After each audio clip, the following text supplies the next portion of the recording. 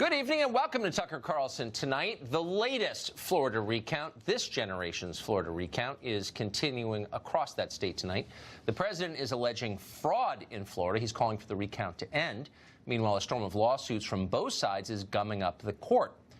And just breaking a moment ago, a Florida judge has now ordered that Palm Beach County be given a 5-day extension to complete its recount. Democrats Bill Nelson and Andrew Gillum were down by a lot a week ago tonight. Now, a week later, they say they are being robbed.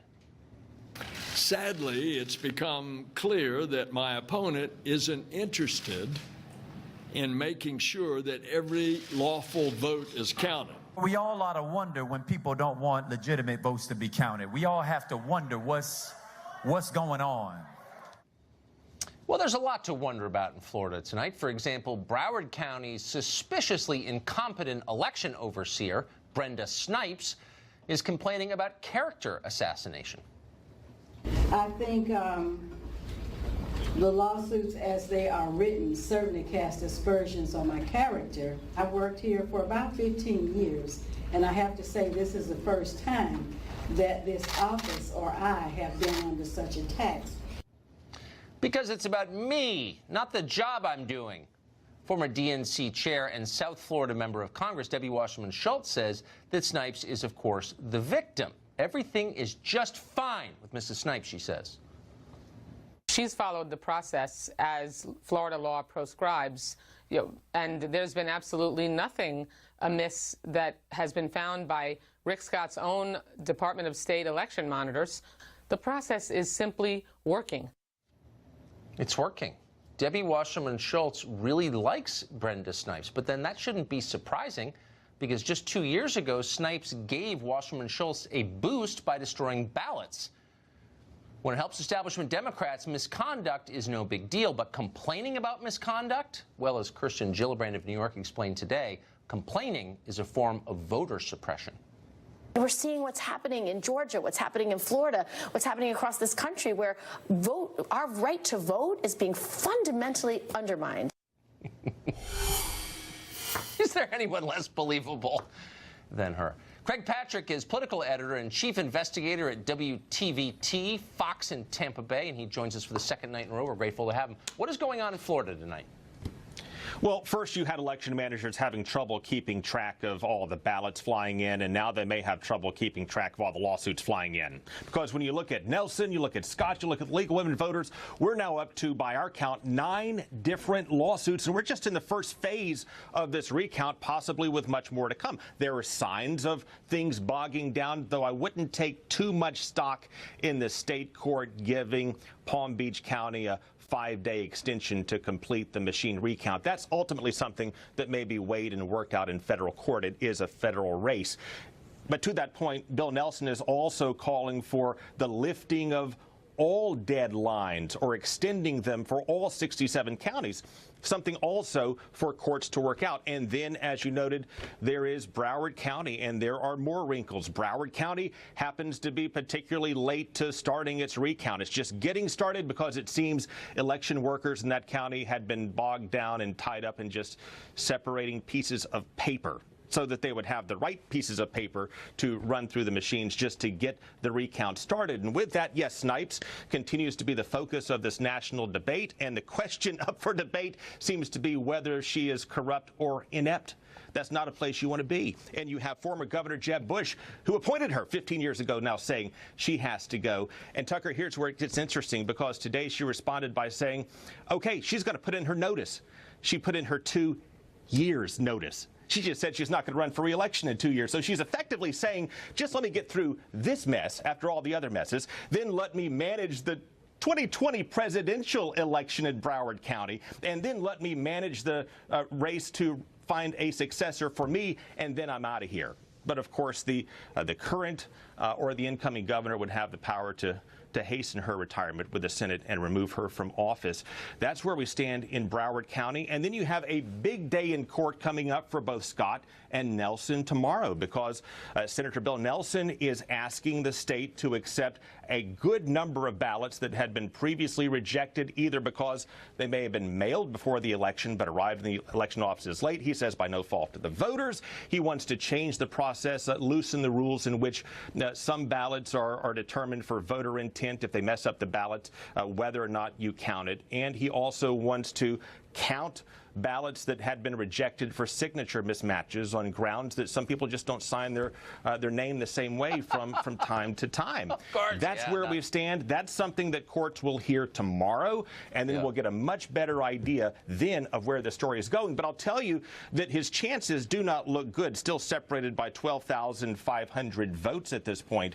Senator Schumer, Senator Nelson said they still have a chance at this thing, and that may be true, but at this point I would say his chances may be only slightly better, Tucker, than if he had never been born. Craig, thank you. The outstanding question, of course, is Florida prepared for self-government? We'll take that up at some length tomorrow. Meanwhile, Eric Eggers conducted a lot of research with the Government Accountability Institute. He's the author of the new book, Fraud: How the Left Plans to Steal the Next Election. Now, that book was written just before this last election and actually contains a section on Brenda Snipes. The very prescient Eric Eggers joins us tonight. Eric, thanks a lot for coming on. So Brenda Snipes is a name that most of us were not familiar with until very, very recently. Her position is that she's being unfairly attacked as a person. MSNBC's position is she's being attacked because of her skin color. Why do you think she's being attacked? Well, I think she's not very good at her job, Tucker. And I heard the quote earlier that this is the first time she's been under attack. That would seem to be another thing that Ms. Snipes is not very good at counting, because unfortunately her track record is littered with missteps and violations of the law. I mean, in 2018, this election, we know that illegal ballots will count in the governor's race and in the Senate race because they were incapable of cleanly separating illegal ballots from legal ballots once they've been opened from their envelopes. So we know that's going to happen. But this is not the first time. She's admitted under oath that she's allowed illegal immigrants and felons to cast ballots in Broward County in violation of numerous laws. You mentioned the time she destroyed the ballots that seemed to have given a boost to Debbie Wasserman Schultz. Her office has been found guilty of illegally opening ballots inappropriately, right, and without a proper oversight. And so, unfortunately, and actually it's a fun fact, when she was challenged on that topic, why is your office opening ballots outside the presence of the official canvassing board, her argument in court was, well, I guess I didn't understand the meaning of the word canvassing. So, unfortunately, her history is consistent with what we're seeing in the present, and it augurs not very good things for Florida. So why wouldn't this be a concern of the Justice Department? I mean, this is a federal election. We have a Voting Rights Act. If she's breaking the law and admitting it, why wouldn't the feds swoop in? Well, you know, that's a great question. It's a question a lot of people have asked, and all the attention that, that Broward County is receiving right now is, how in the world is this woman still in office? Now, there's a difference between not being very good at your job and then violating criminal statutes. And I'm not an attorney, but what I can tell you is that people, I think, have historically been afraid to challenge Ms. Snipes or Dr. Snipes, quite honestly, because of what you mentioned. They're afraid of being challenged as and called a racist.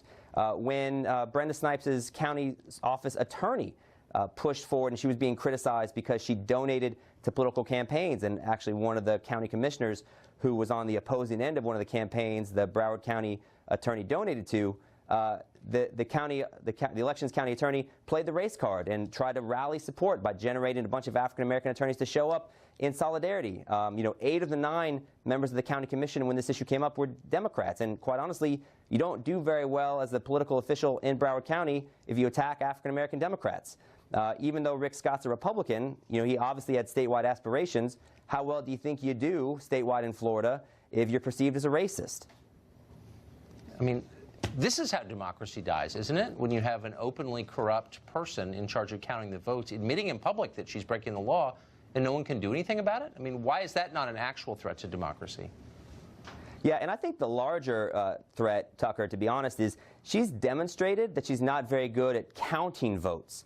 How good do you think she's been at preventing illegal votes from actually being cast. I mean, we know that there's an effort to manipulate this election through illegal voting. There were 108 attempts through double votes in Miami-Dade in this election, which means people tried to cast the second ballot in the same election. The attorneys for Bill Nelson and Andrew Gillum have been criticized because they objected to the removal or exclusion of known non-citizen votes in Palm Beach County. So, you know, my concern, whatever you want to say about these 83,000 ballots that showed up after election night, what confidence level do we have about the ballots that have already been cast, and were they cast by legal voters? That's exactly right. If you care about democracy, and everyone claims to, these are real questions. Eric, thank you very much for that. My pleasure, Tucker. For your book.